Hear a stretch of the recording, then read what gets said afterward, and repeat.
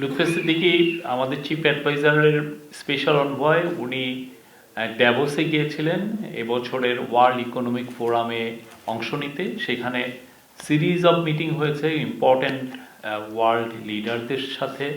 তার মধ্যে অন্যতম ছিল স্কট বিসেন্ট, উনি ইউএসএ ট্রেজারি সেক্রেটারি। তো ইউনাইটেড স্টেটের সাথে আমাদের, আপনারা জানেন যে রেসিপ্রোকাল ট্যারিফ নিয়ে এক ধরনের নেগোসিয়েশন হচ্ছে। তো সেটা একটা বড়, আমি বলবো যে আশার একটা বাণী আমরা তার কাছ থেকে পাবো। এবং অন্যান্য অনেক বিষয়, এলডিসি গ্র্যাজুয়েশন, এবং কিছুদিন আগে আপনারা জানেন যে এই গত বৃহস্পতিবার ক্যাবিনেট উপদেষ্টা কাউন্সিল অফ অ্যাডভাইজার অ্যাপ্রুভ করলেন জাপানের সাথে বাংলাদেশের একটা, আমরা বলবো যে এটা ক্যাবিনেট বলেছে ঐতিহাসিক একটা ইকোনমিক পার্টনারশিপ এগ্রিমেন্ট। এটার নেতৃত্ব, অনেক মিটিংয়ের নেতৃত্ব উনি দিয়েছেন। তো এই সমস্ত কিছু বিষয়ে এবং এলডিসি গ্র্যাজুয়েশন সব বিষয়ে উনি আজকে আপনাদের সাথে কথা বলবেন। আমি ওনাকে মাইকটা পাস করছি। থ্যাংক ইউ শফিক ভাই। আসসালামু আলাইকুম সবাইকে, গুড আফটারনুন। আমি বেশ কয়েকটা বিষয় নিয়ে কথা বলতে চাচ্ছি, আর কিছু ছবি আছে পেছনে, আপনাদের হয়তো একটু বোঝাতে সহজ হবে ওটা দেখলে। একটু প্রেক্ষাপটটাও আমি একটু ব্যাখ্যা করতে চাচ্ছি, কারণ অনেকে হয়তো মনে করেন যে ডিপ্লোমেসি বলতে আমরা কি বোঝাই, যে একটা চিঠি দিয়ে আমরা একটা মিটিং রিকোয়েস্ট করলাম, ওইটা অ্যাকসেপ্ট হয়ে গেল, একটা রুমে 2টা ফ্ল্যাগ আছে, ওখানে গিয়ে আমরা হ্যান্ডশেক করলাম, তারপর কিছু আমার কাগজে লেখা আছে পয়েন্টস, এটা বললাম, ওরা বললো, তারপর আবার হ্যান্ডশেক করলাম, শেষ হয়ে গেল। আসলে ডিপ্লোমেসিটা আজকে সেখানে নাই।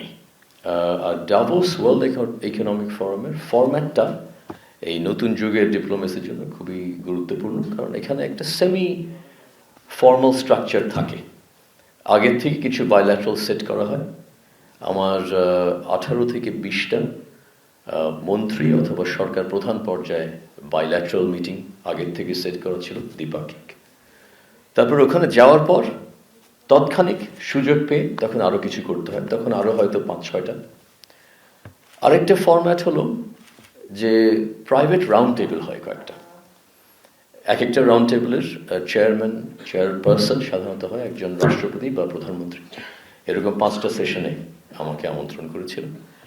তারপর হলো পাবলিক প্যানেল। পাবলিক প্যানেলে আমি 3টাতে আমাকে বক্তব্য রাখতে বলেছে। তারপর হলো অন্যদের পাবলিক প্যানেল, কিন্তু আমাদের জন্য ডেজিগনেটেড সিটিং। তো ওখানে যেভাবে আমাদেরকে বসায়, আমাদের ডান পাশে বাম পাশে অন্য মন্ত্রীরা থাকে, তো একটা লটারির মতো ব্যাপার হয়ে যায়, কিন্তু যদি মিলে যায় কারোর সাথে তখন ওখানেও কিছু কথা বলা যেতে পারে। আর ফাইনালি হলো যেটাকে বলে করিডোর ডিপ্লোমেসি। আমাদের জন্য একটা স্পেশাল লাউঞ্জ থাকে for ministers and heads of governments. ওখানে যেহেতু সবাই এসে কিছুক্ষণ বসে মিটিংয়ের মাঝখানে, তো ওখানেও আরও কিছু কথা বলার সুযোগ আছে। প্রত্যেকটা ফরম্যাটে আমরা একেবারে অপরচুনিস্টিকলি আমাদের যেটা foreign policy, diplomacy, economic diplomacy আমাদের যেসব দরকার সেটা বলার আমরা চেষ্টা করেছি। তো প্রথমত ইনি ফর্মার নরওয়ের ফরেন মিনিস্টার, এখন ওয়ার্ল্ড ইকোনমিক ফোরামের প্রেসিডেন্ট, চিফ এক্সিকিউটিভ অফিসার। এনার সাথে আমার কমপক্ষে 10 বছরের পরিচয়, আমাদের স্যারের সাথে অনেক বছরের পরিচয়। এটা আমি বলছি কারণ আমাদেরকে যে প্রোফাইলটা, প্ল্যাটফর্মটা দেওয়া হয়েছিল, এটা সাধারণত আমাদের দেশের যেই র্যাঙ্কিংটা হয় ইন্টারন্যাশনালি সেটার সাথে ডিসপ্রপোর্শনটলি হাই। এটার জন্য আমি ওনাকে কৃতজ্ঞতা জানাই, এতগুলো প্যানেলে, এতগুলো প্রাইভেট সেশনে আমাদেরকে ডাকার জন্য। এটা একটা প্রেস রিলিজ গতকালকে দেওয়া হয়েছিল কোন কোন সেশনে, তো সেটা আমি প্রত্যেকটার কথা বলবো না, কিন্তু 1-2টা একটু বের করে আর একটু ডিটেলে বলতে চাচ্ছি। আরেকটা প্রেক্ষাপট দিতে চাচ্ছি, এটা হলো যে IMF এর একটা অনিশ্চয়তার ইন্ডেক্স আছে, আনসার্টেনিটি ইন্ডেক্স, যে আমরা কীরকম অনিশ্চয়তার ভিতর দিয়ে এখন ভুগছি সবাই, দেশের ভিতরে বাইরে। ইন্টারন্যাশনালি ওই ইন্ডেক্সটা, ওই মাপকাঠিটা যদি দেখেন, এটা গতবার যখন সবচেয়ে পিকে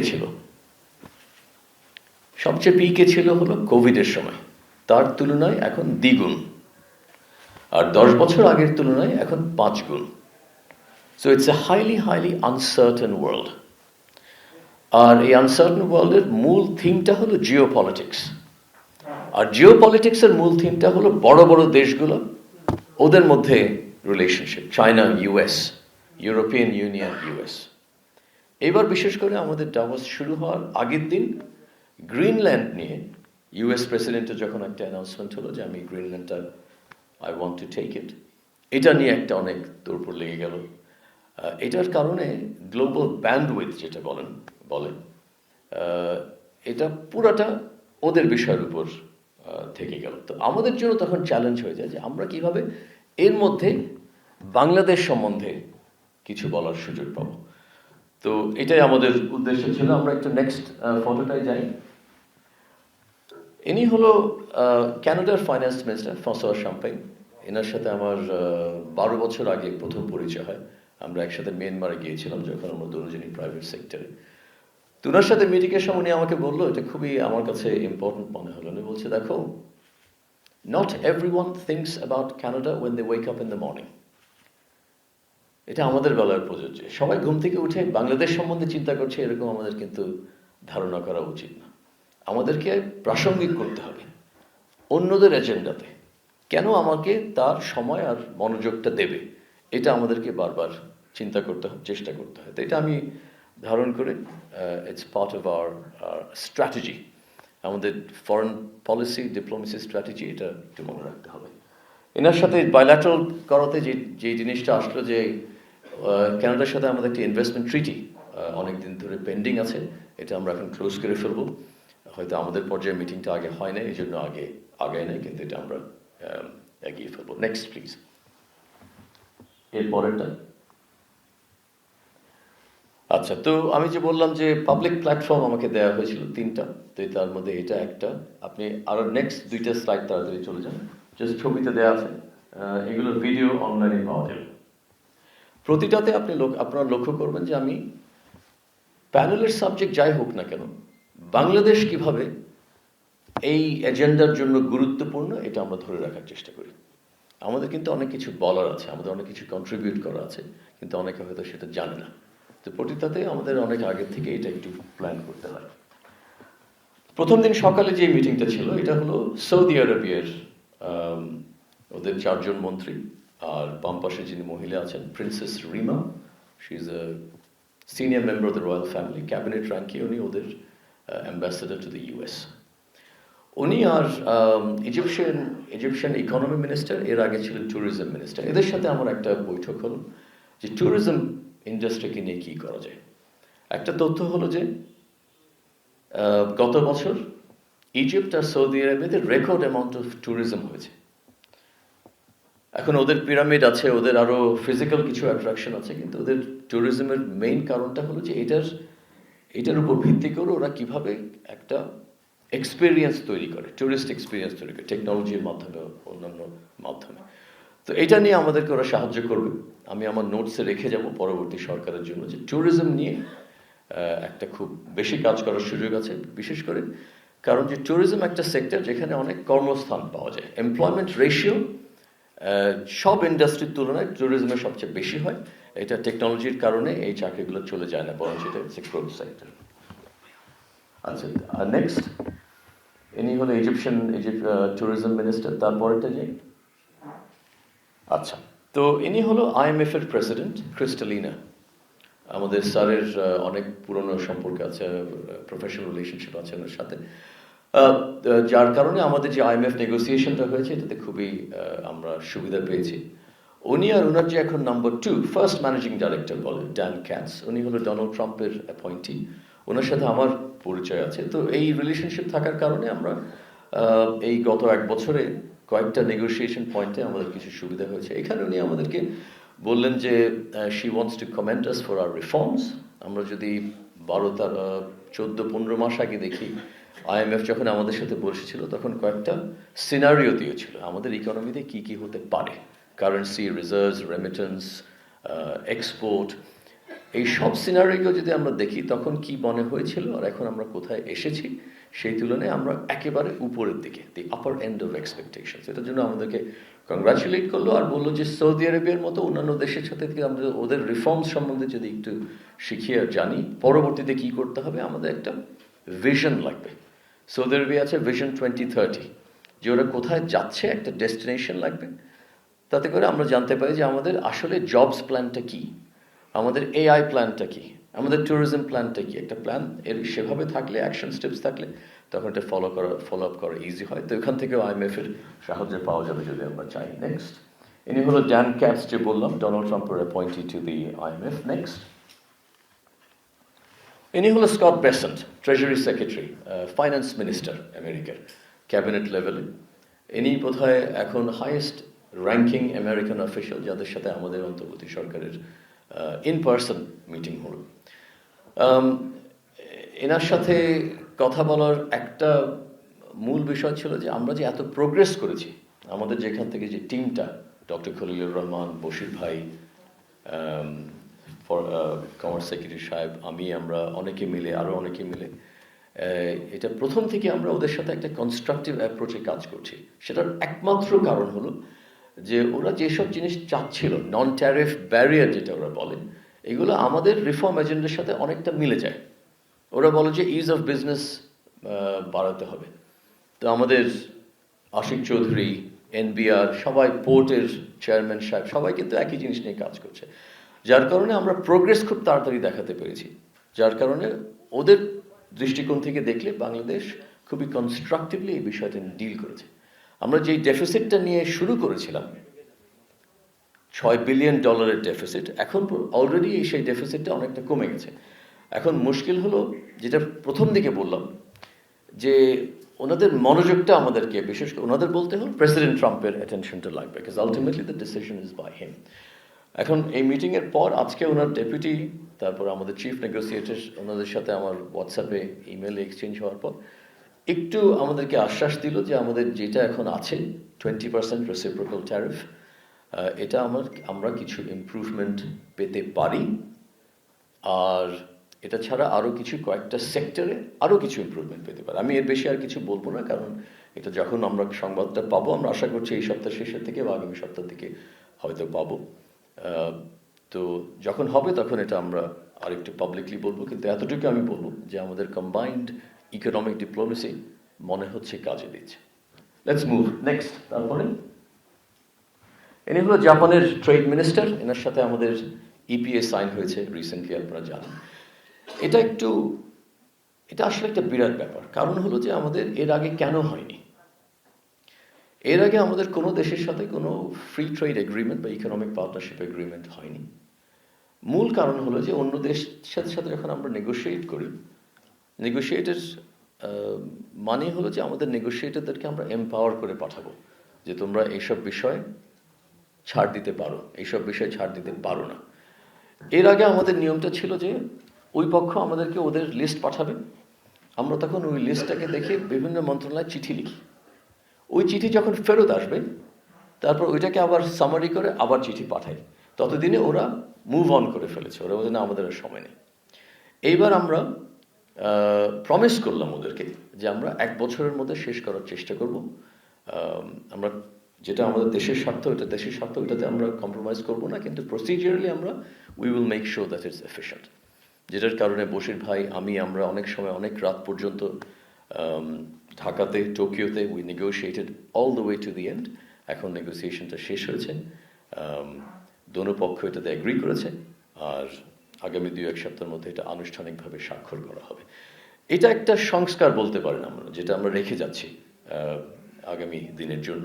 কারণ এই টেমপ্লেটটা ফলো করে কোরিয়ার সাথে, কোরিয়ানরা এই মুহূর্তে ঢাকায় আছে, আজকে রাত্রে আমার ডিনার আছে ওদের সাথে, নেগোশিয়েটার এখানে দে আর অলরেডি হিয়ার।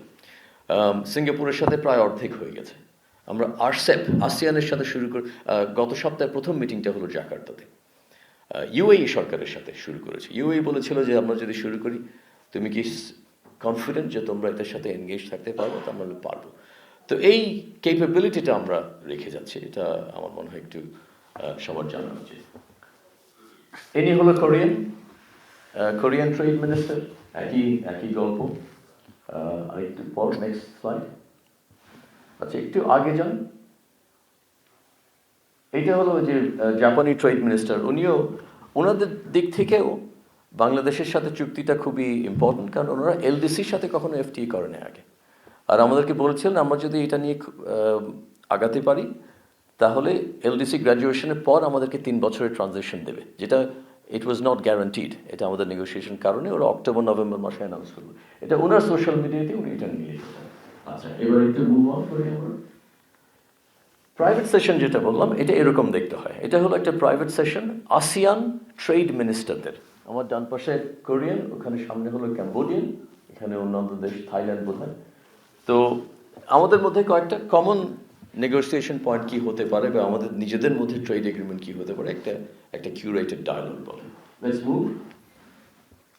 ইনি হলো থাইল্যান্ডের ফরেন মিনিস্টার। এটা ওনার সোশ্যাল মিডিয়াতে উনি পাবলিশ করেছে। থাইল্যান্ডের সাথে দুইটা বিষয় আলাপ হলো। একটা হলো কয়েকটা সেক্টরে, বিশেষ করে প্রসেসড ফুড সেক্টরে আমাদের বিনিয়োগ লাগবে। এটা বিরার জন্য একটা প্রায়োরিটি সেক্টর। এটার জন্য আমাদের দুই চেম্বার অফ কমার্সের মধ্যে একটা ফর্মাল মিটিং আমরা করে দিচ্ছি। আরেকটা হলো ওদের ররং আছে একটা পোর্ট, এটা পূর্ব দিকে, পশ্চিম দিকে ওদের একটা পোর্ট আছে। ওই পোর্ট থেকে চিটাগাংয়ে এখন পর্যন্ত কোনো জাহাজ আসে না, ওদের পশ্চিম দিকের পোর্ট থেকে আসে। এখান থেকে যদি আসে তাহলে আমাদের 2-3 দিন কম সময় লাগবে। তো এটার জন্য ওদের শিপিং কোম্পানির আগ্রহ আছে। আমাদের পোর্ট চেয়ারম্যান সাহেব রেডি এটাকে ফ্যাসিলিটেট করার জন্য। নেক্সট, তারপর আবার ইনি হলো ইউএইর ট্রেড মিনিস্টার। ইনি আমাদেরকে অনেক প্রশংসা করলো যে উনি বিফোর অ্যান্ড আফটার, আগে যেটা দেখেছে গত সরকারের সময় আমাদের রেসপন্সিভনেস বলা যায়। এর আগে ছিল যে কেউ এসে একটা এমওইউ স্বাক্ষর করে ছবি তুলে তারপর আর কোনোদিন দেখা দিত না। তো এবার আমরা ফলো আপ করছি, এটা নিয়ে আমাদেরকে একটু কমেন্ট করে চাচ্ছি। নেক্সট, আমি কল অন করেছিলাম with the Sri Lankan prime minister. উনি আমাদের প্রধান উপদেষ্টার সাথে কথা বলেছেন ফোনে জাস্ট রিসেন্টলি, আমাদেরকে থ্যাংক ইউ বলার জন্য। তার আগে বিমস্টেকে ওনার সাথে দেখা হয়েছিল। তো উনি, আমি যখন অনুরোধ করলাম আমাকে ডাকলেন। ওনার সাথে ওদের লেবার মিনিস্টার ছিল। তো খুব সুন্দর একটা আলাপ হলো ওনাদের রিফর্ম জার্নি আর আমাদের রিফর্ম জার্নির উপর। বিশেষ করে ওনারা মিসইনফরমেশন কীভাবে ডিল করেন, ঠিকই একই প্রবলেম যেটা আমরা পাই, অনলাইন মিসইনফরমেশন, ডিসইনফরমেশনের ব্যাপার। নেক্সট, এই লেবার মিনিস্টার, এটা ওনার সোশ্যাল মিডিয়াতে দিয়েছেন। ইনি হলো ফিনল্যান্ডের প্রেসিডেন্ট। আমি যে প্রাইভেট সেশনগুলো বললাম তার মধ্যে সবচেয়ে আমার কাছে মনে হয়েছিল ইম্পর্টেন্ট হলো জিও পলিটিক্সের উপর। ওইটার চেয়ারম্যান ছিলেন উনি। তার মধ্যে একটা ছোট টেবিলে, ক্লোজ ডোর, ভিতরে কাউকে ঢুকতে দেয় না। তো ওখানেও আমাকে ফ্লোর দিলেন। আর তখন আমার বলার একটা সুযোগ হয়েছিল যে দেখো, তোমাদের মনোযোগ সেই গ্রিনল্যান্ড, আমেরিকা এসবের মধ্যে আছে, আমি আমার কথাটা কিভাবে বলবো, you are not paying attention. তো ওইটার কারণে আমার এরপরেই ইউ কমিশনারদের সাথে মিটিংগুলো একটু ইজি হয়ে গেছে, এটা নিয়ে একটু বলবো। Next move on. আচ্ছা, তার আগে আসছি জাস্ট হেডস অফ গভর্নমেন্ট কয়েকটা বলে ফেলি। তো শ্রীলঙ্কান প্রাইম মিনিস্টার হলো, ফিনল্যান্ডের প্রেসিডেন্ট, ইনি হলো former prime minister of UK, Theresa May. এখন উনি হলো chairwoman of the commission on human trafficking and forced slavery. এনার সাথে স্যারের দেখা হয়েছিল বাকুতে, COP 29 ছিল নাকি গতবার COP মিটিংয়ে, বাকুতে। তো ওখানে স্যার দেখা হয়েছে। তখন আমরা ওনাকে বলেছিলাম যে আমরা লেবার রিফর্মস নিয়ে এই কাজগুলো করছি। তো সেটার প্রোগ্রেসটা উনি জানতে ছিলেন। আর উনি অলরেডি শুনেছেন আইএলওর মাধ্যমে, ইউরোপিয়ান ইউনিয়নের মাধ্যমে আমরা অনেক প্রশংসা পাচ্ছি আমাদের লেবার রিফর্মসের জন্য। শুধুমাত্র রিফর্ম করেছি সেজন্য না, কি পদ্ধতিতে করেছি সেটার জন্য। এটা হয়তো আমাদের এখানে লোকাল মিডিয়াতে সেভাবে প্রচার হয় না। আপনারা জানেন যে ট্রাইপার্টেড কাউন্সিল যেটা আছে, ইউনিয়ন, মালিক পক্ষ, সরকার, এই কাউন্সিলটা আমাদের ইতিহাসে প্রথমবার একটা ডেমোক্রেটিক প্রসেসে এটা গঠন করা হয়। এটাতে 3-4 ঘন্টা মিটিং হয়। আমি একটাতে ছিলাম, 7 ঘন্টা ছিল। খুব ঝগড়া হয়, কিন্তু তার মাধ্যমে প্রসেসটা সামনের দিকে যায়। এখন আইএলওর যে অ্যানুয়াল মিটিং হয়, এখানে বাংলাদেশ থেকে, ট্রেড ইউনিয়ন থেকে কে যাবে, এটা আগে 15 বছর সরকার নির্ধারণ করতো। এখন দে ডিসাইড দেমসেলস কারা যাবে। তো এইসব বিষয়ে ওনাদের জানা হয়েছে। এটা শুধুমাত্র আমরা লেবার রাইটসের জন্য করছি না, এটা আমাদের বিজনেসের জন্য দরকার। না হলে European union, UK, America, Japan, অনেকগুলো দেশের ওদের কমার্শিয়াল অ্যাক্সেস আমাদের লেবার রাইটসের সাথে লিঙ্কড। নেক্সট, ইনি হলো mark Carney, Canadian prime minister.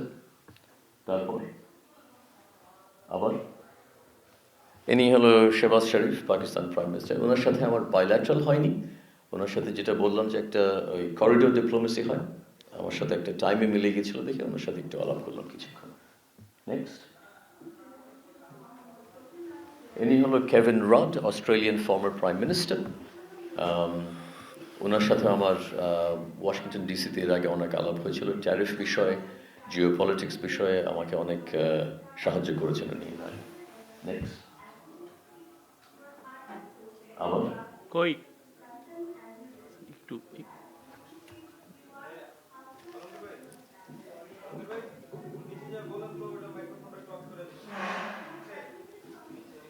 আচ্ছা, আপনি আবার ফেরত আসেন, কি করছেন আপনি এখানে? হ্যাঁ ওই যে এত আগে চলে আসলেন কেন? ওকে, ইউ ক্যান স্টপ হিয়ার, এখান থেকে শুরু করি। কি হচ্ছে নিজের তেলায়? ও সরি, ক্লাস চলছে। আমি বলতে থাকি। Thank you. আরেকটা সেশন ছিল অন মিয়ানমার, রোহিঙ্গা আর মিয়ানমার বিষয়ে। এটাতে চেয়ারপারসন ছিলেন হলো ইনি হোজে রামোস হর্তা, ইস্ট তিমুরের নোবেল প্রাইজ উইনিং প্রেসিডেন্ট। উনি তো বাংলাদেশে এসেছিলেন, আপনারা জানেন। জুলি বিশপ, যিনি UN special envoy for Myanmar, আর আরও কিছু সংস্থা মিলে। তো এটাতে মূলত আসিয়ানের কি রোলটা হতে পারে এটা নিয়ে আলাপ হয়েছে। আমি এটাকে একটু সংক্ষেপ করে রাখি, পরে লেটস মুভ অন। এটা আমাদের ডায়ালগ হচ্ছে তখন। তারপরে Rishi Sunak, British prime minister, former prime minister. তারপরে লেটস মুভ। আচ্ছা, এবার ইউরোপিয়ান ইউনিয়নে প্রথমবারের মতো, এর আগে ইউরোপিয়ান প্রেসিডেন্ট ভন ডার লায়েনের সাথে আমাদের স্যারের সামিট হয়েছিল 1 বছরেরও আগে। তারপরে আমরা ইউরোপিয়ান কমিশনের সাথে অনেকদিন ধরে চেষ্টা করছি মন্ত্রী পর্যায়ে ওদের সাথে কথা বলার জন্য। তো এবার ইনার সাথে হলো, এর নাম হলো রোকসানা মিনাটু। আমাদের আস্ক হলো একটা, যে ওদের যেই সাধারণত যেসব বাংলাদেশের সাথে অনেক দিনের কিছুটা ক্ষোভ ছিল, লেবার স্ট্যান্ডার্ডস, এনভায়রনমেন্টাল প্রোগ্রেস, এইসব বিষয়ে আমাদের এখন অনেক প্রোগ্রেস হয়ে গেছে। আর ওদের কিছু ইনভেস্টর, আপনারা জানেন আমাদের এখান থেকে গার্মেন্টস কেনে, H&M, ইন্ডিটেক্স, জারা, ওরা অলরেডি এখানে অনেক বিনিয়োগ করেছে। তো ওদের স্বার্থ এটা যেন আমাদের অ্যাক্সেস ওদের মার্কেটে বন্ধ না হয়। তো আপনারা হয়তো জানেন যে জিএসপির, এলডিসির পর জিএসপি প্লাস একটা বলে অ্যাক্সেস, এইটা আমরা চাচ্ছি যাতে করে আমাদের readymade garments duty free, quota free access পায়। মুশকিলটা হলো ওদের একটা থ্রেশহোল্ড থাকে, সেফগার্ড থ্রেশহোল্ড বলে। এটা হলো যে ওদের মার্কেটে কোনো একটা দেশের পণ্য যদি একটা পার্সেন্টেজের বেশি হয়ে যায়, তখন ওরা এই প্রেফারেন্সটা উইথড্র করে ফেলে। আমাদের পার্সেন্টেজটা বেশি হয়ে গেছে, আমরা ওদের গার্মেন্টস মার্কেটটা মোটামুটি ডমিনেট করি এখন।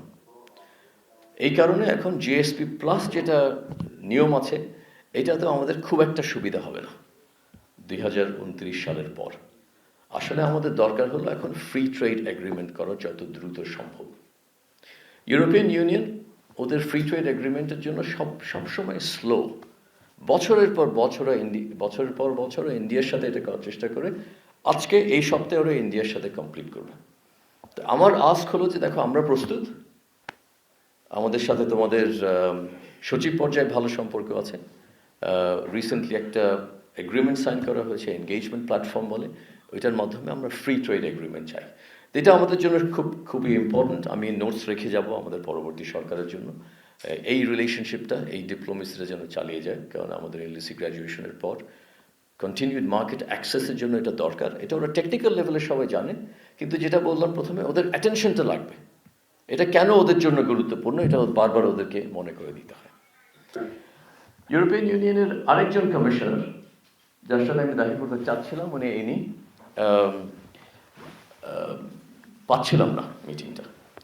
পরে ওই যে ইজিপশিয়ান মন্ত্রীর সাথে যে আমার আগে দেখা হলো, দেখি যে ওনার সাথে খুব ভালো সম্পর্ক। আমি বললাম যে আমাকে একটু পরিচয় করে দেন। তো ওনার কারণে এখন I got a chance to meet with হিম।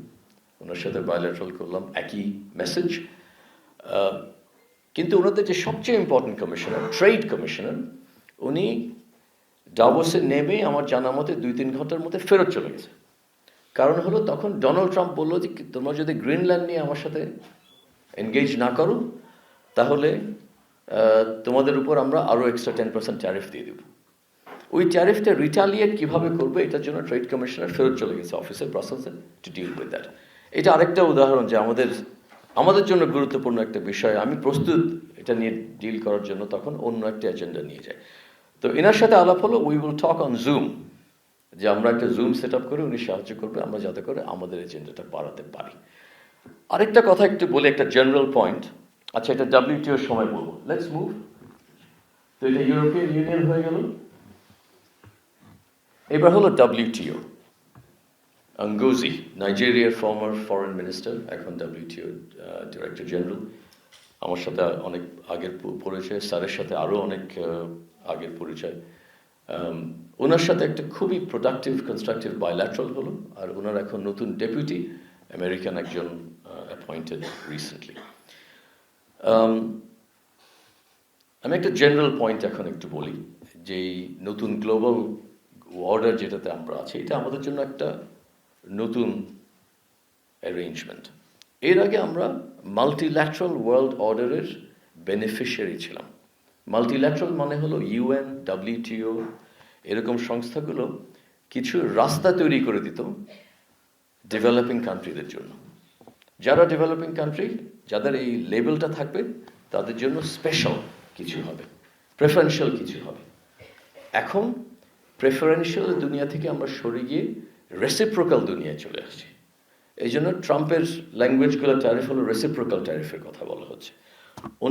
অন্যান্যরা রেসিপ্রোকালটা বলে না, কিন্তু ভেরি ক্লিয়ার যে একপাক্ষিক ফ্রি কিছু দিবে না আমাদেরকে, ডেভেলপিং দেশদেরকে। এখন WTO, UN এর মতো সংস্থাদের জন্য ডিসাইড করতে হয় তাহলে আমরা মাল্টিল্যাটারালিজম বলতে কি বুঝাই। তো যেটা উনি আমাকে বোঝানোর চেষ্টা করলো, যেটা আমি একটু এগ্রি করি ওনার সাথে, যে এখন থেকে মাল্টিল্যাটারাল পর্যায়ে মিনিমাম কিছু এগ্রিমেন্ট হবে, এরপরে সব কিছু বাইল্যাটারালি ডিসাইড করতে হবে দুই দেশের মধ্যে। ইউ ডিসাইড যে WTOর মিনিমাম স্ট্যান্ডার্ডের বেশি কি করা যেতে পারে, কিন্তু মাল্টিল্যাটারাল স্ট্যান্ডার্ড যত মিনিমাম হওয়া সম্ভব। তো এটার মানে হলো যে আমরা সবাই আর আগের মতো গদ বেঁধে সবাই একসাথে ভোট দেব কোনো একটা রেজলিউশনে, এটা যেন না হয়। অনেক জায়গায় ইন্ডিয়া একরকম ভোট দেবে, আমরা অন্যরকম ভোট দেবো। তো এই পার্থক্যটা আমাদের দরকার, আর ওনার মতামতে আমরা হয়তো সেই পার্থক্যটা এখন পর্যন্ত উপলব্ধি করি নাই। এটা আমি একটা ফিডব্যাক নিয়ে আসছি, যেটা আমাদের সরকারের ভিতরে আমরা এখন অ্যানালাইজ করব। বিশেষ করে ওদের নেক্সট ট্রেড মিনিস্টার্স মিটিং হচ্ছে মার্চ মাসে, যেটা খুবই গুরুত্বপূর্ণ WTO রিফর্মের জন্য। সেখানে আমাদেরকে কিছু পজিশন নিতে হবে, যেটা নিয়ে আমাদের একটা কম্বাইন্ড স্ট্র্যাটেজি দরকার। তো ওনার সাথে এই যোগাযোগটা থাকার কারণে আমরা কিছু সাজেশন পাচ্ছি। We have to do what's in our interest. কিন্তু আমাদের জন্য এটা মানে কি? এটা মানে আমাদের সরকারের সক্ষমতা বাড়তে হবে, আরও বাড়াতে হবে, কন্টিনিউয়াসলি বাড়াতে হবে। কারণ বাইল্যাটারাল নেগোসিয়েশন মানে হলো আমাদেরকে আর অন্যরা হেল্প করবে না, এখানে কে গিয়ে এই কাজটা করে আসবে, এটা খুবই দরকার। গ্লোবালি সব দেশেরই এটা একটা এখন চ্যালেঞ্জ। তাহলে এবার একটু নেক্সট স্লাইডে যাই। এটাও এনগোজির সাথে আবার WHO মিটিংয়ে বেসিক্যালি আমাদের দুইটা বিষয় ছিল। একটা যে ওদের একটা রেড লিস্ট বলে, রেড লিস্টে কয়েকটা দেশের নাম আছে যেখান থেকে নার্স বিদেশে পাঠানোর জন্য আমাদের কিছু জটিলতার ভিতর দিয়ে যেতে হয়, যেটা আমার কাছে মনে হয় এটা ওদের করা উচিত না, ইটস এ মিস্টেক। তো ওই লিস্ট থেকে যদি ওরা উইথড্র না করে, তাহলে এই মুহূর্তে আমাদের প্রশিক্ষণপ্রাপ্ত নার্স আছে যারা qualified according to German standards, German ভাষা শিখে আছে, কিন্তু জার্মানি যেতে পারছে না, কারণ ওই রেড লিস্টের মধ্যে ওরা আটকে আছে। তো এইটার যত দ্রুত সম্ভব উইথড্র করতে হবে, এটা আমি ওনাকে বার্তা দিলাম, চিঠি দিলাম, এখন ফলো আপ করতে হবে এই বিষয়ে। আচ্ছা, নেক্সট মুভ অন। অজয় বাঙ্গা, ওয়ার্ল্ড ব্যাংকের প্রেসিডেন্ট, ওনার সাথে যেটা আলাপ হয়েছে এটা হলো জবস অ্যান্ড এন্টারপ্রাইজ। যে কোনো সরকার, যে কোনো পার্টি আগামীতে আসলে এই জবস অ্যান্ড এন্টারপ্রাইজ নিয়ে ফোকাস করতে হবে। এটা নিয়ে একটা প্রাইভেট সেশন ছিল অনেক ডিটেলে, আমি এটা স্কিপ করে যাচ্ছি এই মুহূর্তে। Move on. ইনি হলো Amy Pope, international organization of migration, এটার ডিরেক্টর জেনারেল। মাইগ্রেশন নিয়ে অবভিয়াসলি আমাদের অনেক কিছু করার আছে, বলার আছে। একটা হলো ফোর্সড মাইগ্রেশন বা ডিসপ্লেসড, যেটা ডিসপ্লেসড পারসনস রোহিঙ্গা। আর একটা হলো ইললিগাল মাইগ্রেশন, এটা নিয়ে একটু কিছু বলতে হবে।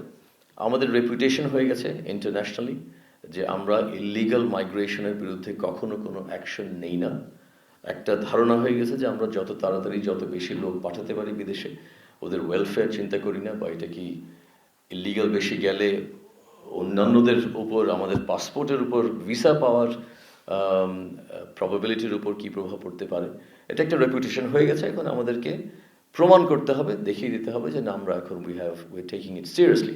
ইউরোপিয়ান ইউনিয়নের জন্য এটা খুবই ইম্পর্টেন্ট। ওই যে আগে বললাম যে আমাদের আমরা কেন প্রাসঙ্গিক এটা ওদের কাছে জানিয়ে দিতে হবে। যখনই আমরা বলে যে আমরা লিগ্যাল মাইগ্রেশন নিয়ে কাজ করছি, স্কিলড মাইগ্রেশন নিয়ে কাজ করছি, ইটালি সরকারের সাথে একটা খুব সুন্দর অ্যারেঞ্জমেন্ট আছে, এই কথাগুলো বললে তখন ওরা ওইটা আমাদেরকে আরও দরজা খুলে দেয় কথা বলার জন্য। আপনারা হয়তো জানেন সিআইডির সাথে আমাদের যে সেবগাতুল্লাহ ভাই আছে, সিআইডির চিফ, ওনার সাথে আমার দপ্তর থেকে আমরা কয়েকজন মিলে, প্রবাসী কল্যাণ আরও কয়েকজন মিলে কাজ করছি। We have to take action against illegal migration. আমাকে সিঙ্গাপুরে ক্যানাডিয়ান হাই কমিশনারের অফিস থেকে একটা বস্তা ভর্তি 600টা পাসপোর্ট পাঠিয়েছে। 600টা পাসপোর্ট সব হলো ভিসা অ্যাপ্লিকেশন। এখন তো বাংলাদেশ থেকে ক্যানাডার ভিসা অ্যাপ্লিকেশন সিঙ্গাপুরে পাঠাতে হয়। এই 600টা পাসপোর্টের সব তথ্য, সার্টিফিকেট, ডকুমেন্টেশন সব ভুয়া। যখন ধরা পড়ে যায় তখন আর পাসপোর্টটা পিক আপ করতে যায় না, তখন গিয়ে কোথাও পুলিশ জিডি করে বলে পাসপোর্টটা হারিয়ে গেছে, তখন আবার গিয়ে নতুন পাসপোর্ট নিয়ে আবার শুরু করে। আমরা সিআইডিকে দিয়ে এবার we are tracing all 600 of them. দেখা যায় যে এর পিছনে হয়তো 4-5 জন দালাল, এদেরকে আমরা ধরে এখন we have to take legal action. তো এটা নিয়ে কাজ চলছে। এই বিষয়টা প্রায় আসে এই টাইপের বিষয়। তারপর আরেকটু যাই আমরা, David Miliband, former foreign minister of the UK, উনিও এখন মাইগ্রেশন নিয়ে কাজ করেন। Let's move. জুলি বিশপ বাংলাদেশে এসেছিলেন, UN special envoy for Myanmar. আচ্ছা, এখন আপনি ওইটা বন্ধ করে দিতে পারেন। আমি একটু ছবি ছাড়া 2-3টা কথা বলি। একটা হলো আংটাডের সেক্রেটারি জেনারেল রেবেকা গ্রিনস্প্যান। আপনারা আংটাড সম্বন্ধে জানেন? ইউএন ট্রেড অর্গানাইজেশন একটা আছে। ওদের সাথে আমাদের রেলেভেন্সটা হলো, আমাদের যে কাস্টমসে একটা আইটি সিস্টেম ব্যবহার হয়, ওটাকে বলা হলো এসআইকুডা। এসআইকুডাটা আংটাড থেকে আসে। এখন আচ্ছা, তার আগে ওনার সাথে আরেকটা কথা আলাপ হয়েছিল, ওটা একটু তাড়াতাড়ি বলে দিই। ওনার সাথে যখন আমি 1 বছর আগে দেখা করেছি আইএলওর মিটিংয়ের পাশে, তখন উনি আমাকে বললো, দেখো আমাদের 30,000 মেট্রিক টনের পটাশ সার, ফার্টিলাইজার একটা জাহাজে পড়ে আছে, স্যাংশনের কারণে এটা কেউ নিচ্ছে না, কোয়ালিটি ভালো, তোমরা যদি নিতে চাও তাহলে এটা আমরা ফ্রি তোমাদেরকে পাঠাতে পারবো। তো আমি তখন আমাদের বেশ কয়েকটা মন্ত্রণালয়কে অ্যাক্টিভেট করে, তারপর কাগজপত্র করে, টেস্টিং করে, সব কিছু করে, এই গত সপ্তাহে 1 বছর পর এটা এখন আমাদের চট্টগ্রামে আসছে। $20 মিলিয়ন আমাদের বেঁচে গেল এই পটাশের কারণে। তো এটা আমি একটা উদাহরণ দিচ্ছি যে অ্যাজাইল ডিপ্লোমেসি। আমি যখন ওনার সাথে দেখা করতে গেলাম তখন এটা নিয়ে যে আমাদের দেশের $20 মিলিয়ন এমনি বেঁচে যাবে, এটা উনিও জানতেন না, আমিও জানতাম না। কিন্তু আমরা ওই সুযোগটা নিয়ে, আমার সাথে আমার যে সহকর্মীরা আছে ফরেন সার্ভিস, তারপরে এই সংস্কৃত মন্ত্রণালয়, ওনাদের সবার কাজের কারণে we took advantage of that. আচ্ছা, কাস্টমসের কথাটা বলি। গত বছর যখন সালেউদ্দিন সাহেব, আমাদের ফাইন্যান্স অ্যাডভাইজার, উনি যখন প্রথম কাস্টমস হাউসে গেলেন, এটা ছিল 18 বছরে প্রথমবার যে কোনো মন্ত্রী কাস্টমস হাউসে ফিজিক্যালি গিয়েছে চট্টগ্রাম। ওনার পর আমি 2বার গেলাম। এখন কাস্টমস হাউসের সাথে আর পোর্টের সাথে একটা সম্মিলিত ওয়ার্ক প্ল্যান আছে। এটার মূল উদ্দেশ্য হলো যে আমরা কত তাড়াতাড়ি কাস্টমসের প্রসেসটাকে দ্রুত করতে পারি। পোর্টের দিকে এখন মোটামুটি এফিসিয়েন্সি অনেক বেড়ে গেছে, কাস্টমস অ্যাপ্রুভালের জন্য অনেক বেশি সময় লাগে। তার একটা সিমটম যেখানে সবচেয়ে বেশি দেখা যায়, এটা হলো প্রি অ্যারাইভাল কাস্টমস ক্লিয়ারেন্স। একটা পণ্য আসছে সিঙ্গাপুর থেকে, 4 দিন আগে ওটা জাহাজে উঠে গেছে বা কলম্বো থেকে, আমরা কিন্তু জানি কি আসছে, কার কাছ থেকে আসছে, কোথায় যাবে, এটা আমরা অনলাইনে ক্লিয়ারেন্স করে ফেলতে পারি। কিন্তু প্রি অ্যারাইভাল ক্লিয়ারেন্স আমাদের যেটা হওয়া উচিত 50 ভাগের বেশি, এটা 5 ভাগের কম এই মুহূর্তে। এটার অনেক রকম কারণ আছে। আমাকে বলা হয় যে কিছু ব্রোকার আছে, সিএনএফ ব্রোকার, তারা চায় না। আমাদের টেকনোলজিতে কিছু ঘাটতি আছে। আমাদের বলা হয় যে এটা ডিজিটাইজ হয়ে গেছে, কিন্তু দেখা যায় যে অনেকটা ডিজিটাইজ হয়ে গেছে, কিন্তু দুই একটা জায়গায় ইচ্ছা করে হয়তো ম্যানুয়াল রেখে দেওয়া হয়েছে। ওইটার জন্য আবার কাগজ নিয়ে ব্যাংকে যেতে হয়, ব্যাংক থেকে অ্যাসেস করতে। তো আমাদের একটা ওয়ার্ক প্ল্যান আছে, আমরা প্রায় শেষের দিকে চলে আসছি। এই সরকারের মেয়াদে শেষ করতে হবে কি জানি না, কিন্তু ইটস নাও অলমোস্ট ডান। এটা যদি আমরা ফুলি অটোমেট করতে পারি তাহলে এটা আমাদের কাস্টমারদের জন্য একটা খুব বিরাট, এই ইজ অফ ডুইং বিজনেসের জন্য একটা বিরাট লাভ হবে। আর এই বিষয়টা আপনাদেরকে যারা ফাইন্যান্স ইকোনমিক্স নিয়ে রিপোর্টিং করেন আমার মনে হয় আরেকটু তুলে ধরা উচিত, যে এফিসিয়েন্সি গেইনের কারণে অনেক সময় বাঁচে, অনেক খরচ বাঁচে। এখন যে ডিজিটাল পদ্ধতিতে একটা জাহাজ পোর্টে এসে পেমেন্ট করতে পারে, 6 মাস আগ পর্যন্ত এটা সম্ভব ছিল না। জাহাজটা পার্ক করার পর কেউ নেমে এসে তারপর কোনো অফিসে গিয়ে পেমেন্ট করতে হবে। এখন বাইরের থেকে ওরা অনলাইনে কার্ড পেমেন্ট করতে পারে। ট্রাক যখন পোর্টের ভিতরে ঢুকবে, যেটা আগে গত বছরের মার্চের আগ পর্যন্ত ম্যানুয়ালি করতে হতো, আপনার ট্রাকটাকে পার্ক করে তারপর নেমে টিকিট কিনে ক্যাশ দিয়ে তারপর যেতে হতো। এটা এখন অনলাইনে কিউআর কোডের মাধ্যমে, যেটা 20 মিনিট লাগতো কমপক্ষে, এখন 20 সেকেন্ড লাগে। তো এই এফিসিয়েন্সি গেইনটা ট্যারিফের গেইনের থেকে আরও অনেক বেশি ইম্পর্টেন্ট, কিন্তু সম্মিলিতভাবে এগুলো খুবই বড় সংস্কার হচ্ছে আমাদের বিজনেস অ্যান্ড ইকোনমিক ফ্রন্টে। তো অ্যাসাইকুডা আংটাইডের হলো একটা বড় আমাদের হেল্প, আর ওরা আমাদেরকে আরও সাহায্য করবে পরবর্তীতে এই বিষয়ে। তো শেষ করার আগে আরেকটু বলি যে প্রাইভেট সেক্টরে অনেকগুলো মিটিং করলাম, তার মধ্যে আমি দুইটা হাইলাইট করি। একটা হলো ফেসবুক বা মেটা, সর্বোচ্চ পর্যায়ে ওদের সাথে একটা মিটিং হলো বেশ কয়েকটা বিষয় নিয়ে। একটা হলো যে ঠিক ইলেকশনের সামনে আমরা মিসইনফরমেশন নিয়ে ওরা কি করতে পারে, অ্যান্টিসিপেটরি কি করতে পারে, আর হলো যখন কোনো একটা লাইভ সিচুয়েশন হচ্ছে তখন হয়তো একটা পেজ বন্ধ করে দিতে হবে কারণ ওখান থেকে উস্কানি দেওয়া হচ্ছে, তখন কি করা যেতে পারে। তো এটার একটা প্রোটোকল আমরা খুব হাই লেভেলে নিয়ে যাচ্ছি। অলরেডি ওনারা আমাদের ইলেকশন কমিশনের সাথে কোঅর্ডিনেট করছে। আমার এই নেক্সট মিটিংটা ফয়েজ তাইব ভাইয়ের সাথে এই বিষয় নিয়ে আরেকটু ডিটেল করা হবে। আরেকটা মিটিং হলো পেপ্যাল নিয়ে অনেক বছর ধরে বাংলাদেশে অ্যাটলিস্ট আলাপ হচ্ছিল, কোনো কারণে ওরা আমাদের সাথে এনগেজ করতে চাচ্ছিল না। ডিসেম্বর মাসের 1 তারিখে খুব সম্ভবত আমি বেশ কয়েক মাস ওদেরকে অনুরোধ করার পর ওরা একটা সিনিয়র লেভেল টিম পাঠালো, ওদের এশিয়া প্যাসিফিকের হেড সিঙ্গাপুরে, আর সাউথ এশিয়ার হেড যিনি ইন্ডিয়াতে দিল্লিতে, আরও 2-4জনের টিম এসে এখানে 4-5 দিন ধরে আমাদের উদ্যোক্তাদের সাথে কথা বললো, আমাদের সেন্ট্রাল ব্যাংক গভর্নর সাহেব, আইসিটি করে যাওয়ার পর এবার হলো উচ্চ পর্যায়ে আমার সাথে প্রথমবার মিটিংটা হলো। ওরা এখন ইন প্রিন্সিপাল আমাদের এখানে আসার জন্য, আমি এটা কেয়ারফুলি বলছি, আপনারা আবার ভুল হেডলাইন দিয়েন না, ওরা আগ্রহী, কিন্তু ওদের ওই আগ্রহটাকে এখন বাস্তবায়ন করার জন্য ওদের একটা লম্বা প্রসেস থাকে। কোনো একটা নতুন মার্কেটে ঢোকার জন্য একটা লম্বা প্রসেস থাকে। ওই প্রসেসটা ওরা শুরু করতে যাচ্ছে, ওদের নিজেদের মধ্যে একটা ডিবেট হতে যাচ্ছে, বোর্ডে এটা নিয়ে আলাপ হবে। এই আলাপের আগে ওরা চাচ্ছে না এমন একটা ধারণা ক্রিয়েট করা হয়ে যায় যে পেপ্যাল চলে আসছে। কিন্তু আমি যদি আপনাকে আমার ইমপ্রেশনটা বলি, এটা হলো যে ওরা ফুলি কনভিন্সড যে আমাদের যে পোটেনশিয়ালটা ছিল ওটা তো আগেও ছিল, ওই ডেমোগ্রাফিক পোটেনশিয়াল, কিন্তু এখন আমাদের একটা গভর্নেন্স হয়ে গেছে ওটার উপরে, যেটাতে ওরা কনফিডেন্স ফিল করেছে। বিশেষ করে আসান মনসুর সাহেবের সাথে কথা বলার পর, this is the governor who means business. তারপর প্রাইভেট সেক্টর ব্যাংকের এখন এমডিদের সাথে কথা বলার পর দেখে যে ব্যাংকিং সেক্টরেও এখন অনেক ইমপ্রুভমেন্ট হচ্ছে। তো রেপুটেশন ওয়াইজ বাংলাদেশ সেরকম আর আগের মতো রিস্কি না। তো এটা ওরা আমাকে জানালো, এখন প্রসেসটা we will see how it goes. আমি এখন এখানে থামি, আপনার যদি কোনো প্রশ্ন থাকে I will be very happy to take that. Thank you.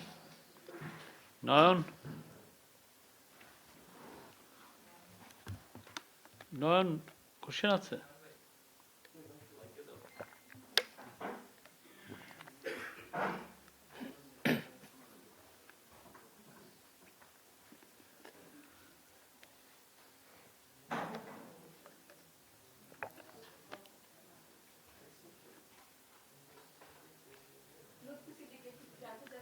ফেসবুকের কথা বলেছেন যে মেটা ফেসবুকের সঙ্গে আলোচনা হয়েছে, সামনে যেহেতু নির্বাচন আছে এটা খুবই গুরুত্বপূর্ণ, যেহেতু বারবার করে আমরা দেখতে পাচ্ছি অপপ্রচার হচ্ছে, অনেক রকমের উস্কানিমূলক বক্তব্য আসছে, সেটা যে পক্ষ থেকে হোক সেটা আমাদের জন্য হার্মফুল।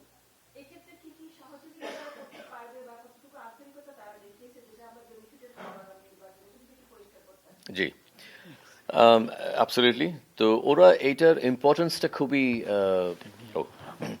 এটার ইম্পর্টেন্সটা ওরা খুবই ভালোভাবে জানে, ওদের একেবারে সর্বোচ্চ পর্যায়ে এটার উপলব্ধি আছে। ওদের সাথে আমাদের সম্পর্কের একটা মাঝে মাঝে খুব স্ট্রং ছিল, মাঝে মাঝে একটু কম স্ট্রং ছিল, আর মাঝে মাঝে একটা টেনশন থাকে। সব সরকারের সাথে একটা টেনশন হয়। যেমন আমরা যখন আমাদের প্রাইভেট ডেটা প্রাইভেসি অর্ডিন্যান্স পিডিপিও করতে যাচ্ছি, তখন আমাদের কিছু ডিমান্ড থাকে, ওদের হয়তো কিছু রিকোয়েস্ট থাকে। তো এটা নিয়ে অনেক মাস ধরে নেগোসিয়েশন চলছে। আমি কয়েকটা নেগোসিয়েশন চেয়ার করলাম, জুমে ওদের সাথে হয়। তো ওইটা এখন খুব ভালো জায়গায় আসছে। প্রথমে এটা নিয়ে ওদের যেমন একটা ভয় ছিল যে আমরা, ওদের ধারণা ছিল যে এটাতে একটা দুইটা ল্যাপস হয়ে গেলে কি আমরা ওদেরকে জেলে ভরে দেবো কিনা, এরকম কিছু একটা ধারণা ছিল। তো আমরা কয়েকটা রিফাইন করেছি ওই লতে। এই এনগেজমেন্টের কারণে এখন একটা ভালো জায়গায় আছে ওই সম্পর্কটা। যদিও সবসময় একটা টেনশন থাকবে এই গ্লোবাল প্ল্যাটফর্ম কোম্পানি আর যে কোনো দেশের সাথে, বড় দেশ ছোট দেশের মধ্যে, কিন্তু ওরা এটার সাথে অন্যগুলো মিলিয়ে ফেলছে না। একই সাথে ওইটা ডিল করে ওদের পলিসি ডিপার্টমেন্ট। এটা হলো ওদের যে এনফোর্সমেন্ট, রিয়েল টাইম ডিসইনফরমেশন, আর বিশেষ করে ওদের ইলেকশন রিলেটেড কিছু টুলস আছে, যেটা নিয়ে ওরা আমাদের ইলেকশন কমিশনের সাথে ওয়ার্কশপ করবে বা করে ফেলেছে অলরেডি, আমাকে চেক করতে হবে। আর আগামীকাল সকালে খুব সম্ভবত আমার একটা জুম কল আছে ওদের যে ল এনফোর্সমেন্টের যে সবচেয়ে সিনিয়র, ওনার সাথে, যাতে করে একটা রিয়েল টাইম কন্ট্যাক্ট হয়ে যেতে পারে। এখন আমাদের কন্ট্যাক্ট আছে, কিন্তু এটা হলো অনেক সময় রিয়েল টাইম হয় না, মিনিট বাই মিনিট হয় না। তো ওদেরই আমার মিটিংয়ের পর ওরা নিজের থেকেই অফার করলো যে আমি ওদের এই লোকটার সাথে যেন রিয়েল টাইম হোয়াটসঅ্যাপে যোগাযোগ থাকে। আর আমি এটা তো শুধু আমি ধরে রাখবো না, এই কন্ট্যাক্টটা আমি আমাদের ল এনফোর্সমেন্ট, তারপর রেগুলেটর, এদেরকেও দিয়ে রাখবো, যাতে করে ওরা সবাই রিয়েল টাইম এই কন্ট্যাক্টটা করতে পারে। তো সামারিতে যদি বলি, ওদের থেকে আমরা খুব ভালো কোঅপারেশন পাচ্ছি এই মুহূর্তে। এটা একটা রিলেশনশিপের ব্যাপার, ডিপ্লোমেসির ব্যাপার, এটা আমরা এখন চালিয়ে যাচ্ছি। আমরা সেভাবে এটাকে দেখছি। আগে হয়তো এটাকে একটা টেকনিক্যাল ব্যাপার হিসেবে দেখা হতো, কিন্তু এখন আমরা সরকারের সর্বোচ্চ পর্যায়ে এটাকে গুরুত্ব দিচ্ছি। এটা ওরা অ্যাপ্রিসিয়েট করে।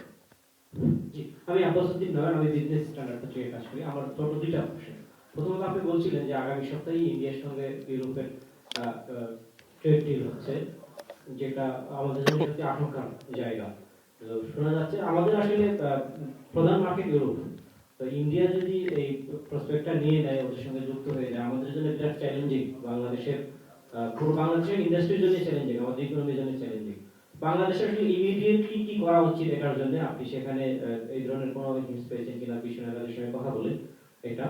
আর আমাদের সঙ্গে যদি আমরা যে ওদের সঙ্গে আমরা যদি এফটিএ করি, সেটা কতদিন লাগতে পারে, কত দ্রুত আমাদের ইনিশিয়েটিভ নেওয়া উচিত, পরে সরকারের জন্য কি চ্যালেঞ্জ এটা। আর আরেকটা ছোট কোশ্চেন, আপনি আমরা সবাই জানি যে ট্রাম্প আসার পরে উনি গ্লোবালি একটা ট্রেড ওয়ার শুরু করেছেন। উনি ডব্লিউটিকে মানছেন না।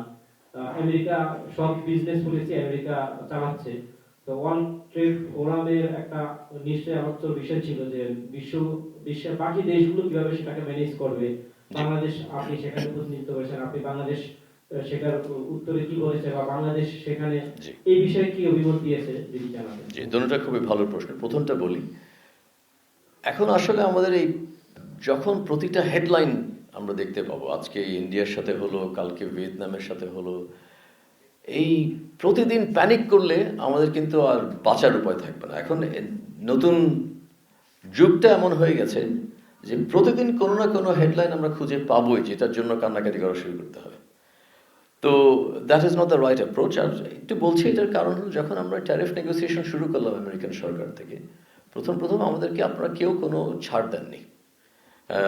তখন আমরা we were dealing with it to the best of our abilities. যখন আমরা ওদের থেকে খুব একটা টাইম পাচ্ছিলাম না, তখন আমি একটা বিবিসিকে ইন্টারভিউ দেখলাম ডেলিবারেটলি, যাতে করে ওই ইন্টারভিউর ভিডিও ক্লিপটা ওদের নেগোশিয়েটরদের কাছে পৌঁছে দেওয়া যায়। ওইটাতে ওরা জানতে পারে যে আমাদের নেগোশিয়েটিং স্ট্যান্সটা কী হতে পারে। মানে এরকম করতে হয় just to get their attention and get it done. কিন্তু এই স্কিলটা আমাদের আছে, আমাদের পররাষ্ট্র উপদেষ্টা সাহেবের আছে, আমাদের খলিল ভাইয়ের আছে, আমার আছে, বশির ভাইয়ের আছে, আমাদের সবার, আর এর পরবর্তী যাদের সবার আছে। এদেরকে একটু সুযোগটা দিতে হয় কাজ করার জন্য। এখন স্পেসিফিকলি ইন্ডিয়ার কথা বলছেন, এটা ইন্ডিয়ার সাথে ইউকের ফ্রি ট্রেড এগ্রিমেন্ট আছে, আমাদের নাই। কিন্তু ইউকের আরেকটা অ্যারেঞ্জমেন্টের কারণে আমরা অনেক দিনের জন্য ডিউটি ফ্রি কোটা ফ্রি পাবো। ইউরোপিয়ান ইউনিয়নে এলডিসির জন্য আমরা যতদিন এলডিসি আসি ততদিন পাবো, তারপরে 3 বছর পাবো, তো সময় আছে। এর মধ্যে আমাদেরকে করে ফেলতে হবে, কিন্তু এটা যে করব এটা একটা আমাদেরকে খুব ডিটারমিন্ড ওয়েতে আগাতে হবে। আর যে আমরা করতে পারার সক্ষমতা আছে এটা আমরা প্রমাণ করে দিয়েছি জাপানটার মাধ্যমে। তো এটা হলো অ্যাটিটিউড। এখন প্যানিক করার কোনো বিষয় না, কিন্তু আমাদেরকে নিম্বল হতে হবে, আমাদেরকে অ্যাজাইল হতে হবে, আমাদেরকে সবসময় ফ্লেক্সিবল থাকতে হবে। আর যেটা বললেন আরেকটা বিষয়, ডাভোসের 2টা স্পিচ আমি বলবো আপনাকে একটু দেখতে, ভিডিওটা যদি অনলাইনে দেখেন। আমাদের সাথে ডাইরেক্টলি রিলেটেড না, কিন্তু 2টা খুবই, যেটাকে একাডেমিক ওয়ার্ল্ডে সেমিনাল বলে, যেটার কারণে পুরো প্রেক্ষাপটটা বদলে গেছে। একটা হলো Canadian prime minister mark Carney, খুবই সুন্দর একটা বক্তব্য দিয়েছে। এটাতে উনি বলছে যে আগের রুলস বেসড অর্ডার, নিয়ম মাফিক যেভাবে আমরা চলতো ইন্টারন্যাশনাল অর্ডার, সেটা আর আগের মতো নাই। এখন যারা শক্তিশালী, উনি মিন করেছেন হলো আমেরিকা আর চায়না, ওরা নিজ নিজ যেটা ওদের জন্য ভালো মনে করেন সেভাবে কাজ করছে। আমরা যারা মিডল পাওয়ার, আমাদেরকে এখন একসাথে কাজ করতে হবে, আমাদেরকে অন্যভাবে দেখতে হবে। এটা হলো ওনার বক্তব্য ছিল। তার পরের দিন হলো ডোনাল্ড ট্রাম্পের বক্তব্য। উনি অনেক কিছু বলেছেন, কিন্তু এটার মূল বিষয়টা উনি বলছেন যে সো হোয়াট, আমরা তো এবার সবার সাথে এইভাবে করি। ছোট দেশের সাথে আমরা সবসময় এভাবে ব্যবহার করতাম। তোমরা এতদিন পরে জেনেছো যে তোমরা আসলে ছোট দেশ। তো এটা হয়ে গেছে ইস্যু। যারা আগে মিডল পাওয়ার ছিল, ওরা এখন বুঝতে পেরেছে যে আমাদের কিরকম লাগে যখন আমাদেরকে এইভাবে ডিল করতে হতো। তো এটা ওদের জন্য একটা শক, আমাদের জন্য সেরকম একটা শক না। তো যেটা বললাম, আমাদেরকে বায়োল্যাট্রালে ফোকাস করতে হবে, আমাদের অ্যাপ্রোচটা চেঞ্জ করতে হবে। আমরা চিঠি দিয়ে বসে থাকবো, কোন দিন আমাদের ডিপ্লোম্যাটিক নোট ভার্বালের উত্তর দিয়ে আমাদেরকে একটা মিটিং দেবে, ওই মিটিংটা আগামী মাসের অমুক তারিখে হবে, তখন আমি ওখানে গিয়ে মিটিং করে চলে আসবো। এইভাবে ডিপ্লোমেসি আর চলবে না। এখন অনেক আগের থেকে একটা প্রফেশনাল রিলেশনশিপ গ্রো করতে হবে, মাল্টি ফ্যাসেটেড হতে হবে। আমরা যেরকম আমেরিকান সরকারের সাথে আছি, ওদের আমলাদের সাথে আছি, ওদের পলিটিক্যাল অ্যাপয়েন্টিদের সাথে আছি। এবার আমি ওদের 2জন গভর্নরের সাথে মিটিং করলাম, স্টেট লেভেল গভর্নর, অনেক সময় ওরা একটা লবি করেন। তারপর সেনেটরদের সাথে আছে, আমাদের খলিল ভাই এটা নিয়ে কিছু কাজ করেছেন। তো এই মাল্টি ফ্যাসেটেড ওয়েতে আমাদের ডিপ্লোমেসির ধারাটা চেঞ্জ করতে হবে। জি, আমি খোকন তালুকদার, দেশ কেন্দ্রে কাজ করি। আমার একটু জানার বিষয় 20% ট্যারিফ, মানে বললেন এই বিষয়টা যদি আর একটু ক্লিয়ার করেন, তারা কমাচ্ছে নাকি বাড়াচ্ছে নাকি? এখন আশা করি বাড়াচ্ছে না। মানে 20%-এর মধ্যে থাকবে। এখন যেটা আছে তার চেয়ে বেটার হবে বলে আমাদেরকে খুব স্ট্রং আশ্বাস দিয়েছে। আচ্ছা, আরেকটি বিষয় আপনি বলছেন যে আগে যেসব মানে এনইউ গুলো হতো, এনইউ হওয়ার ক্ষেত্রে দেখা যায় যে বাংলাদেশ ফলো আপটা হতো না, তার একটা মানে এনইউ চলে আসতো, ছবি চলে আসতো। এটা একজন আমাকে বলেছে, ওই পক্ষের একজন মন্ত্রী আমাকে এটা বলেছে। দীর্ঘদিন ধরে মানে দীর্ঘ সময় ধরে মানে আমাদের সরকার আছেন, তো এই যে আমলা নির্ভর যোগাযোগ, আপনার কি মনে হয় এই আমলা নির্ভর যোগাযোগ থেকে কোনো পরিবর্তন আসবে পরবর্তী সময়ে? জি, কারণ আমরা তো দেখিয়ে দিয়েছি এটা কিভাবে করতে হয়। দেখুন, আমরা দরকার, the permanent civil service is very important. এই জন্য আমার প্রত্যেকটা মিটিংয়ে আমার সাথে আমার ফরেন সার্ভিসের কলিগরা থাকে। ওনারা হলো কন্টিনিউটি এনশিওর করবে। ওনারা আমাকে মাঝে মাঝে মনে করিয়ে দেয় যে এটা কিন্তু স্যার এটা নিয়ে বলা যাবে না, দিস ইজ টু সেন্সিটিভ, আবার এটা বলা যাবে। এখন সবসময় আমি ওনাদের অ্যাডভাইস নেই, এটা ঠিক না, এটাও ঠিক না। যেমন এক সময় আমি একটু খোলাখুলি বলি, আরেকটা অবশ্যই কথা না, অন্য একটা বিষয় বলি। একজন মন্ত্রীর কাছ থেকে আমি অনেক দিন ধরে সময় পাচ্ছি না, তখন সময় পেলাম। ফাইনালি পাওয়ার পর আমি যে বিষয় নিয়ে কথা বলবো, আমাদের শ্রমিকদের ব্যাপারে, আমাদের স্কিলড লেবার নেওয়ার ব্যাপারে, তো তখন আমাকে একটা কাগজ দেওয়া হলো, ওখানে লেখা আছে, স্যার আমাদের ডিপ্লোম্যাটিক পাসপোর্ট হোল্ডারদের ভিসা ফ্রি এন্ট্রির ব্যাপারটা একটু আলাপ করেন। এখন আমার কাছে this is not important at all. আমাদের লাল পাসপোর্ট হোল্ডাররা ভিসা ফ্রি যাবে, এটা যদি হয় তাহলে হবে। কিন্তু আমি যদি একটা মিটিংয়ের সুযোগ পাই, আমার অন্যান্য বিষয়ে কথা বলবো যেটা নিয়ে অন্যরা এটা নিয়ে বেনিফিটেড হবে। তো মাঝে মাঝে একটা প্রায়োরিটাইজেশনের হয়তো ওনাদের ব্যাকগ্রাউন্ডটা আগে যেভাবে হতো এভাবে ট্রেনিং করা আছে, এই দিকে আমরা একটু অন্যরকম করি। কিন্তু আমাদের যদি টিমটা দেখেন, পররাষ্ট্র উপদেষ্টা সাহেব, he is the number one man for foreign diplomacy, আগে ফরেন সেক্রেটারি ছিলেন, উনি পুরো জানেন কিভাবে প্রপারলি করতে হয়।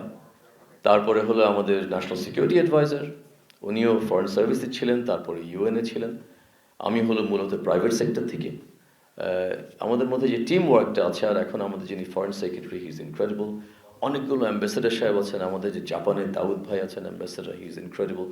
তো একসাথে এভাবে কাজ করতে হয়। আমার কাছে মনে হয় যে এটা আমলা ব্যাপার, এটা হলো নন আমলা, সবাইকে এই ওরিয়েন্টেশন নিয়ে একসাথে কাজ করতে হয়। আমি আশাবাদী। আসসালামু আলাইকুম, আমার নাম মনিরুজ্জামান উজ্জ্বল, জাগো নিউজ থেকে বলছিলাম। আপনি যেমনটা বললেন যে আগামী দিনের সরকারের জন্য একটা সংস্কার হিসেবে আপনারা যা করছেন দেখে যাচ্ছেন। আমরা দেখেছি গত বছর সাধারণ ব্যবস্থা সম্মেলনে গিয়েছিলেন, আপনিও এবার গিয়েছেন। আমরা যদি জানতে চাই যে আগামী এক বছরে অর্থনীতি, বিনিয়োগ ও কর্মসংস্থানের দৃশ্যমান কোনো পরিবর্তন দেখতে পাবো কিনা, বা আপনাদের সময় সুনির্দিষ্টভাবে আমরা আসলে কি পেলাম, যদি দুইটা প্রশ্ন একটু আলাদা করে বলেন। একটা হচ্ছে যে রোহিঙ্গা ইস্যু নিয়ে আপনি বলেছেন যে একজনের সাথে কথা হয়েছে, সেক্ষেত্রে প্রত্যাবাসন বিষয়ে কোনো ধরনের নতুন কূটনৈতিক আলোচনা হয়েছে কিনা বা কোনো সম্ভাবনা দেখতে পাচ্ছেন কিনা? প্রথমটার আপনার উত্তর দেই। বিডার যে একটা অ্যানুয়াল রিপোর্ট তৈরি করেছে, আপনারা যদি না দেখে থাকেন তাহলে এটা একটু দেখে নিন। বিডা তো আমাদের চিফ অ্যাডভাইজার অফিসের একটা ইন্ডিপেন্ডেন্ট অথরিটি। আমি চেয়ার করি একটা ইনভেস্টমেন্ট কোঅর্ডিনেশন কমিটি। 6 সপ্তাহ পর পর এটা বৈঠক হয়, আমাদের শেষবারের মতো এই সপ্তাহে এটা হবে। এখানে বাংলাদেশ ব্যাংকের গভর্নর সাহেব আসেন, এনবিআর চেয়ারম্যান, বিভিন্ন সচিবরা, বোর্ড চেয়ারম্যান। এইটার আমাদের খুব ডিটেলে বলা আছে আমরা কোথায় কোথায় কি জিনিস চেঞ্জ করেছি, যেটার কারণে এখন আমাদের বিজনেস এনভায়রনমেন্ট ইজ ড্রামাটিকলি ডিফারেন্ট। আমি যদি শুধু এনবিআর এর একটা বলি, ন্যাশনাল সিঙ্গল উইন্ডো, যেটাতে আগে 19টা সংস্থা একসাথে হয়ে যত রকমের পারমিট লাগবে ইম্পোর্ট এক্সপোর্টের জন্য সব এক জায়গায় ঘরে বসে করতে পারে। এটা ছিল থিওরি 7-8 বছর আগে। 7-8 বছর আগে অন্য সব দেশে এটা হয়ে গেছে। আমাদের টেকনোলজিটা ছিল, ওয়ার্ল্ড ব্যাংক হেল্প করার জন্য ওয়েট করেছিল, কিন্তু আমাদের মন্ত্রণালয়গুলো এটার সাথে যুক্ত হতে চাচ্ছিল না। কেন? কেউ বলতে পারবেন?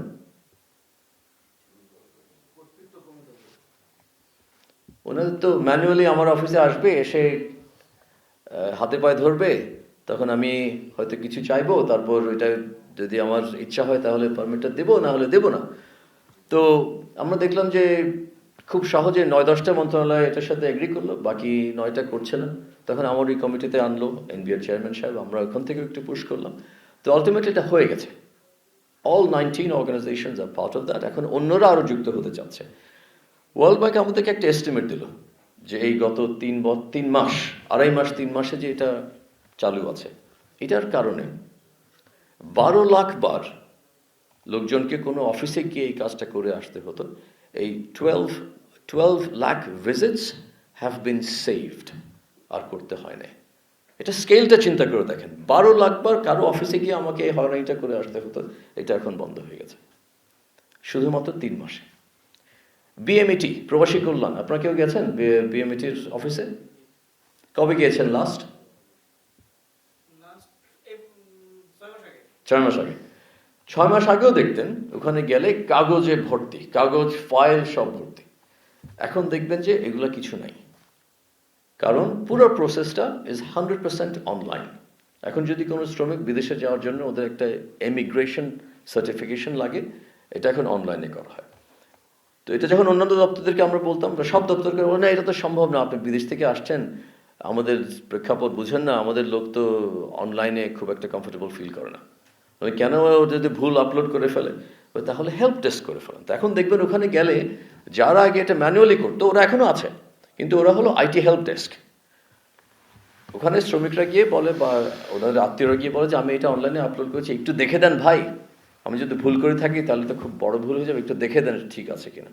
বা কেউ কাগজপত্র নিয়ে যায়, আমি একটু ম্যানুয়ালি করতে চাই, কিন্তু যে অফিসারটা এটা ম্যানুয়ালি করবে ওনাকেও এটা অনলাইনের থ্রুতে যেতে হবে। There is no other way. আমরা অফলাইন একেবারে বন্ধ করে দিয়েছি, আর কোনো পদ্ধতি নেই। জানুয়ারির 1 তারিখ থেকে শুরু হয়েছে। এখন ডাটাটা আমরা কালেক্ট করা শুরু করছি, আর এটার সাথে এসবি ডাটাবেসটা যুক্ত হয়ে গেছে। তাতে করে বিএমএটি কার্ড নিয়ে এখন কে বিদেশ যাচ্ছে আর বিশেষ করে কে ফেরত আসছে, এইটা ডাটাটা এখন আমাদের আছে। অনেক সময় কমে যাচ্ছে। এখন কিছু কিছু অ্যাপ্রুভাল, আমি এনবিআর এর সিঙ্গেল উইন্ডোটা বলি, ওদের 90% অ্যাপ্রুভালস আর ডান উইদিন 1 ডে, একদিনের মধ্যে হয়ে যাচ্ছে। আর বোধহয় 70% অ্যাপ্রুভালস উইদিন 1 আওয়ার, 1 ঘন্টার মধ্যে হয়ে যাচ্ছে।